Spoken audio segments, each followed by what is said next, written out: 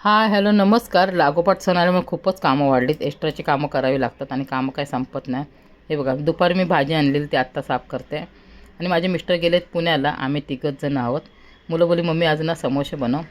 दुपारी मी समोसे बनवले. आता उरलेल्या पिठाचे बघा आत्ता बनवते. आणि माझ्या मुलांना समोसे आणि बटाटे वडे खूप आवडतात आणि भरपूर खायला. फक्त आज ना जेवणात मी डाळ भात आणि समोसेच बनवले.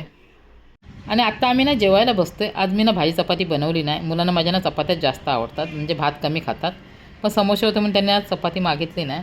आणि सकाळी जयने ना मसाला ताकाची अर्धा लिटरची पिशवी आणलेली. आणि शक्यतो ना रात्रीचं आम्ही ताक पित नाही, पण उद्या जर ते ठेवलं तर खूपच आंबट होईल. जय बोलत काय नाही होत मम्मी, चल पिऊया आपण. आणि समोसे ना खूपच टेस्टी झालेले, एकदम झणझणीत आणि कुरकुरीत. डाळ तर एक नंबर होती. जे जरा तेलकट पदार्थ जास्त खातो, टिनून एवढं खात. आणि आजचं जेवण डाळ भात समोसा आणि ताक. या तुम्ही सगळेजण जेवायला. आणि खरं ना रात्रीचं ताक नाही प्यायचं, कमेंट करून सांगा. आता तुम्हाला जय सांगेल समोसे कसे झालेत ते. चला पुन्हा भेटू नेक्स्ट व्हिडिओमध्ये. तोपर्यंत बाय बाय.